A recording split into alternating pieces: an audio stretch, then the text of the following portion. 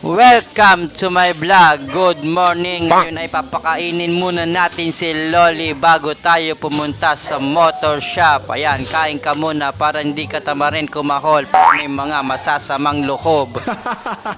Ubusin mo yan, magpakabusog ka. Alright, ayan, at dadalhin na nga natin ang mga pyesa na ating kakailanganin. Ayan, medyo may kamahalan dahil puro stock lahat yan. At syempre, kailangan natin suotin ang ating pampapogi. Ayan na. Tanan! Diba? Parang riding in tandem lang. Huwag mong subukan. Masisira ang buhay mo. Ayun guys, at papunta na nga ako sa motor shop para sa gaganaping operasyon kay Mio Kitty. Ayan, imbis na change oil lang, munti ka nang maging change oil. Kaya may mga motor dyan, pag alam nyo na may sakit na, huwag nyo na patagalin kung ayaw nyo maging change oil. At malaki ang mga gastos nyo. Nako, sakit talaga sa ulo. Sakit na sa ulo, sakit pa sa bulsa. Ang saklap talaga. Kaya wag nyo na patagalin pag alam nyo may nararamdaman na para hindi na kayo gumastos ng malaki. Nice. Ayan, at nandito na nga ako sa motor shop. Ayan, waiting pa ako kasi may ginagawa pa si Boss JR. Ayan, si Boss JR ang pinakamagaling ng mekaniko dito sa Parañaque. Wow! Ayan, at masyado siyang seryoso sa kanyang ginagawa. Kaya naman, sinabi ko na rin ang mga dapat ayusin. Ayan, busina and start. Ayan, ang mga sakit, mga nagiging sakit ng aking motor. Alright, ayan, at inumpisahan na nga ni Yes! JR kasi pag hindi inumpisahan yan ay hindi matatapos yan. Ayan, binabaklas na at paghiwalayin na nga. Ayan, baba talaga makina niyan. Ayan, tinutulungan ko talaga siya kasi nakaharap yung camera. Ganyan talaga ako, pamatulungin talaga ako pag may harap na camera. Ayan. At ayun na nga, ayan, napaghiwalay na, kaya babakbakan niya ni paring JR. Ayan, pinakamagaling na mekaniko dito yan sa may Daughters Parañaque City. At syempre ako naman, ayan, syempre tutulong din ako. Hindi ko talaga matiis na hindi tumulong pag may harap na camera. Syempre alam mo na, pag may camera sa pagsipagan, ayan, tanggal alikabok, tanggal lahat yan. Syempre pagkakataon ko na yan tanggalin kasi naka-open na siya at pinag-iwalay na, marami talagang alikabok yan. Kailangan talaga linisan to para hindi kumapal yung alikabok sa loob at para hindi kalawangin. Good job. Really good job.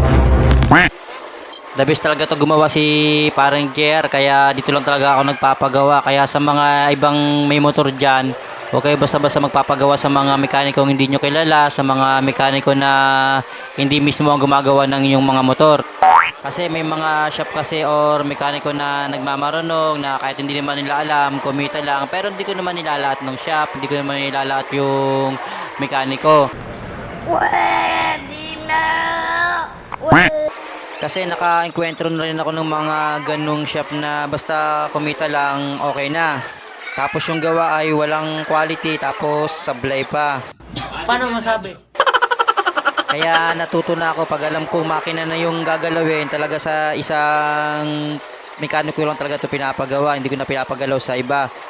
Mahirap din kasi kung sino-sino ang mga mekanikong gumagalaw sa makina or sa motor mo. Ma'am, galing mo pala dyan ah. Hindi ko alam ah. Kaya hanggat maaari, kung kaya mo ibalik o dalhin sa shop na pinapagawan mo, dalhin mo. Kung ayaw mo, imekos-mekos lang ng iba yan.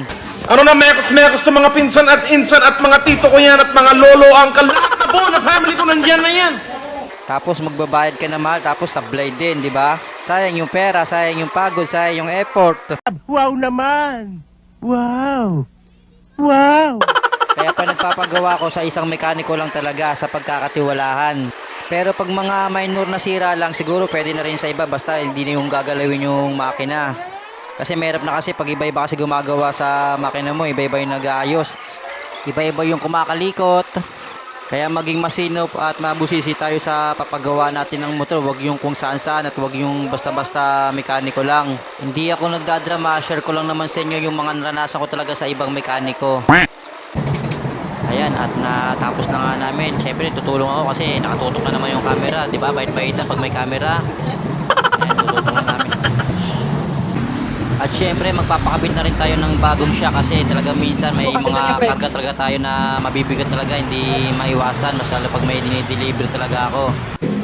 At syempre, kasama na yung pagpapa-change oil. Ayan, mas maganda yung lagi tayong naka-change oil. Ano pipiliin mo? Change oil o change all? Mas mahirap yun. Magastos talaga yan pag change all. Kaya isa sa mga importante yan. Nako, mahirap na matuyuan talaga. Kasi talaga sa ulo niyan. Ayan, at natapos na nga. Medyo carwash na lang yung kulang. Parang driver, wala nang shower. Ayan, tinetesting niya na kung may kalug pa yung utak. Ay, yung yung motor. Ayan na nga, ang bilis yung bumalik. Nag-teleport yata to. Nagmamadali, tayin na yata eh.